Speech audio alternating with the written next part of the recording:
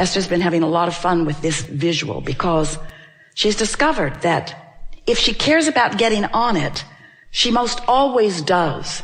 And if she cares about staying on it, then she's mindful of the 17-second scenarios that might take her from it. And she's also become really good about, if she's falling and the momentum is strong, don't beat up on Esther about it. Don't beat up on yourself. Just take the fall and set forth the intention that tomorrow you're going to get back on it. So if every morning you decide you're going to get on it, first couple of days you probably won't make it to breakfast before something takes you from it. But eventually it's where the momentum of that which is you feels most natural. It's just pretty easy to stay there. Especially when you realize that by staying general, you don't challenge it, you don't risk anything. And that if you do fall off, it's no big deal. You can get back on it tomorrow. So last week, Esther announced to us, Abraham, I refuse to accept that I have to wait till tomorrow morning to get back on the disc. Because I like being on it so much. And I'm clearly not on it right now. For all of the obvious reasons, because you saw what happened. It was wrong what they said, what they did, how it turned out. Wrong. But I refuse to accept that I have to wait clear until tomorrow morning to get back on it. I'm going to meditate and clear my mind. I'm going to find some way of distracting myself. I'm going to find a way of slowing the momentum of unwanted things while I speed the momentum of wanted things. And this is the last piece that we want you to hear from us. Make no effort at slowing negative momentum, because it just speeds it. Because this is a universe of inclusion. There's no exclusion. It's all about attraction. So when you're not going to think about that thing that you're thinking about, then you're thinking about that thing you're not going to think about. And as you're thinking about that thing you're not going to think about, you're thinking about that thing you're not going to think about. And the momentum is getting stronger and stronger and stronger. And you're feeling worse and worse and worse and getting all animated about the injustice of what you're feeling. They just don't want me to win, you exclaim. And we want you to understand that it's all about what you're doing. And when it doesn't feel good, just lay as low as you can lay, as fast as you can do it. So rather than trying to stop negative momentum, your work, this is your assignment for the rest of your life. We never give homework, but today we're going to. Find ways to get positive momentum going. That's it. That's your work. Get on the disc. Stay there as long as you can. If you fall off, no big deal. Get back on as quickly as you can until what will begin to happen is you'll have enough positive momentum that you'll begin feeling what the true power of influence is that we've been talking about. If you're having a no good, very bad day, Esther will say, clearly, I'm on the ornery disc. And I can tell I'm on there because there's ornery people all around me. Or I'm on the defensive disc. And your tendency, Esther's too, is to want to blame the other ornery people. Because if they weren't there with her and being ornery, she'd feel a lot better. But we want her and all of you to understand, she met them there. She met them there. It's like going to the ornery meeting. Where's the ornery meeting? Where's the ornery meeting? I want to meet new ornery friends. I'd like to be flipped off by different people in traffic today than usual. So when you begin to accept that you chose the disc and that they just met you there, it sort of takes the sting out of what they're doing, what it feels like they're doing to you, especially when you begin to accept that you have the choice of what disc you're on. And today, we think you understand it more clearly than ever before. That you have a choice of what disc you get on. And the earlier you choose it, the better chance you have of choosing the one you mean to choose. And eventually, and we're talking about a matter of a few days and weeks, you're going to predominantly be there. And when you start hanging out in that high-flying, good-feeling vibration, And you not only have the benefit of feeling good and breathing more deeply and feeling that fantastic feeling of eagerness coursing through you, but you also then begin to realize the benefit of the wonderful ideas that are flowing to you and the really good timing you have and the rendezvousing with all kinds of wonderful things. And the evidence of your disc is all around you. No matter what disc it is, the evidence of it is all around you. Then you'll begin to understand the invincible you. You'll begin to understand that you are the creator of your own reality. You'll begin to understand you always have been and you always will be, but you'll begin to exercise more deliberate control. And you'll find yourself not spending all of that time, oh, how much time you can spend, trying to explain something to somebody who's not on your disc. Have you ever been flying high and somebody else isn't and you're trying to explain to them? They don't get it, do they? So you just crawl right down on their disc with them so that they can understand it, and then, oh, are you ever mad at them that you're down there on that disc with them? You get so much time back because you begin to understand that it's not a language barrier. It's not a cultural barrier. It's a vibrational barrier.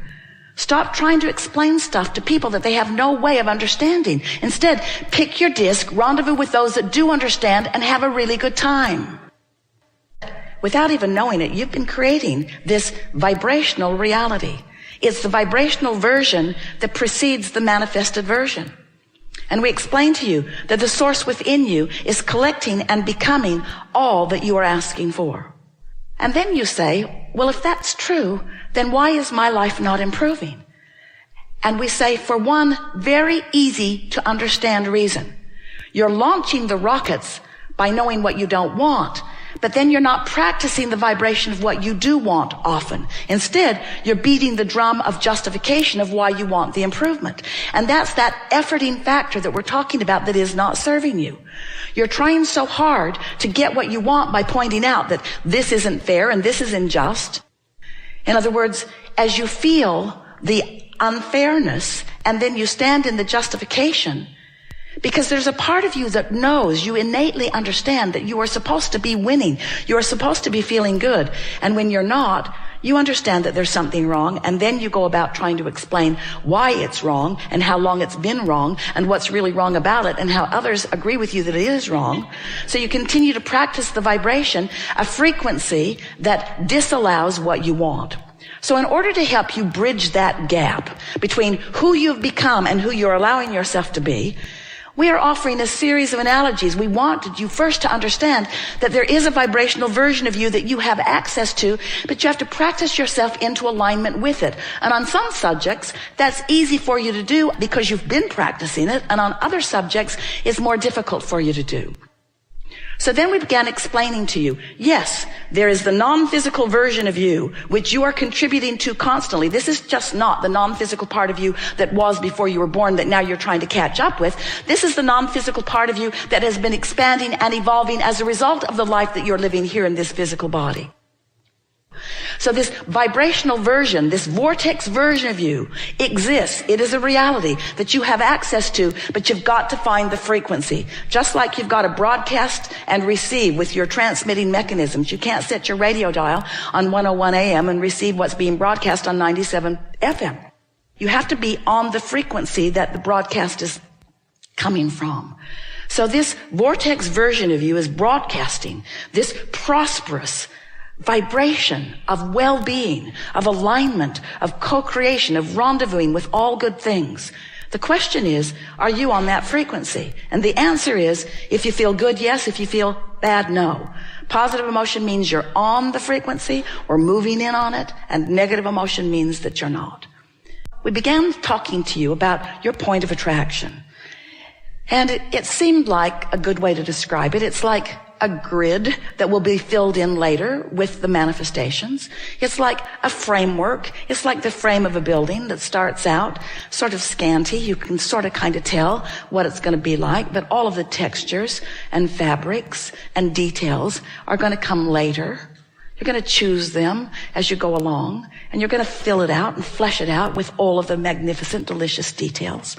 So you have this point of attraction, this grid. If you've been following us for a while, we've been talking to you about your emotions and what they mean. You heard us say that negative emotion means you've got a vibration going on that you're not up to speed with. And that positive emotion means you've got a vibration going on in your vortex that you are up to speed with.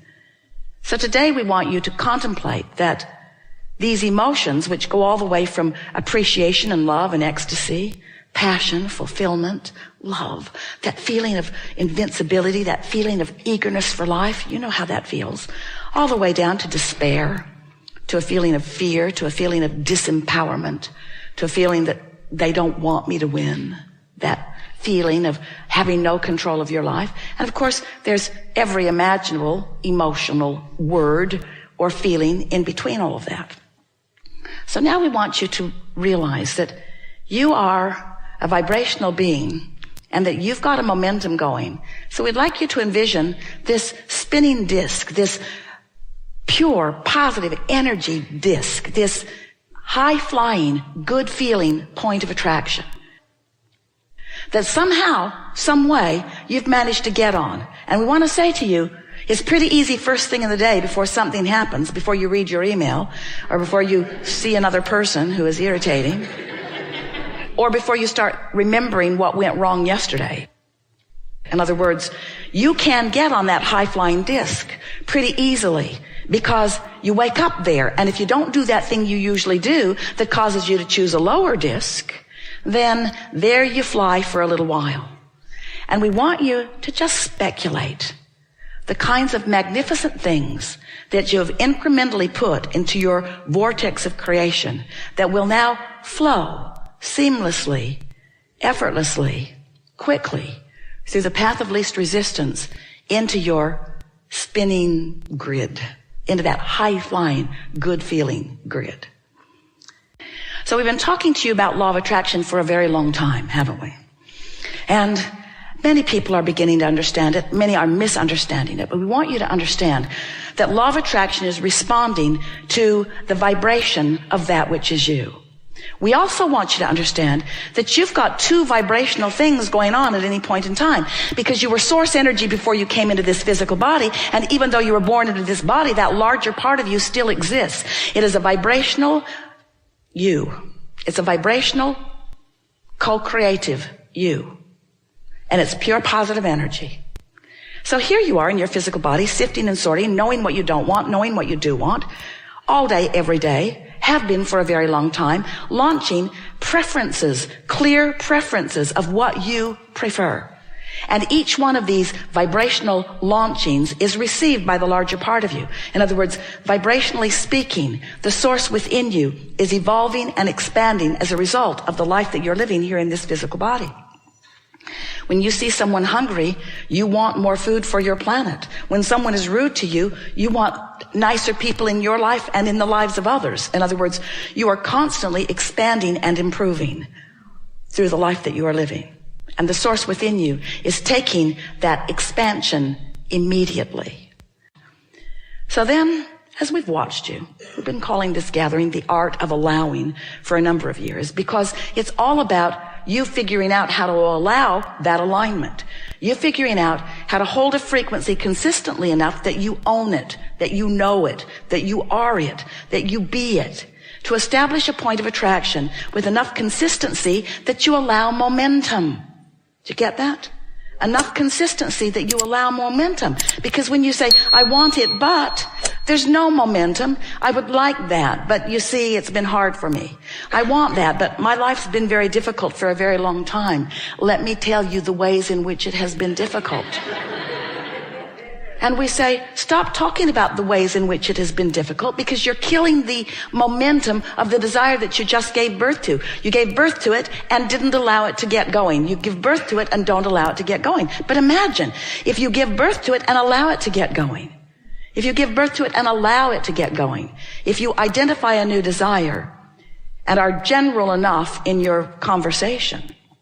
We have enjoyed this interaction more than words can convey. You are magnificent beings who are in this moment in alignment with who you are.